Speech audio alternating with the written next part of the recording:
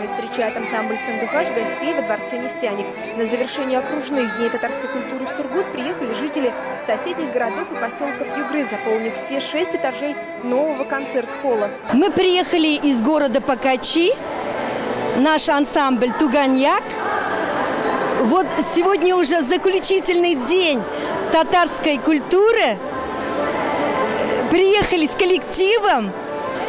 Мы с ними, с Сургутом, все время общаемся, работаем вместе, на все фестивали ездим. Официально Дни татарской культуры в округе объявлены не были. Ряд мероприятий для татарской общественности прошли в течение месяца по инициативе национальной культурной автономии Югры. Праздники Навруз, концерты, просветительские вечера по татарскому языку и литература, встречи с мусульманской общественностью.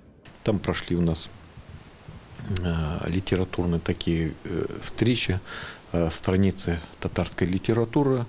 Приглашены были писатели, которые есть, которые приехали также из Татарстана. Круглую дату 30 лет отметил народный ансамбль «Сандугач». За 3 десятка лет через коллектив прошли несколько поколений самодеятельных артистов.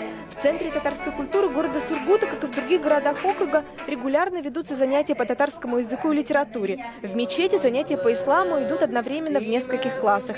Население активно участвует в национально-культурной жизни. Мы приехали из Нижнего Сартыма, поселок, новый поселок. Я живу уже 27 лет в поселке и занимаемся тоже художественной самодеятельностью, ансамбль «Нур».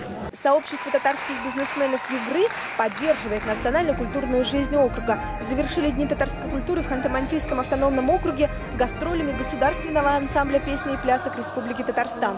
В зале на 1200 человек полный аншлаг. София Хайруллина, Марат Нигматуллин, ТНВ, Сургут.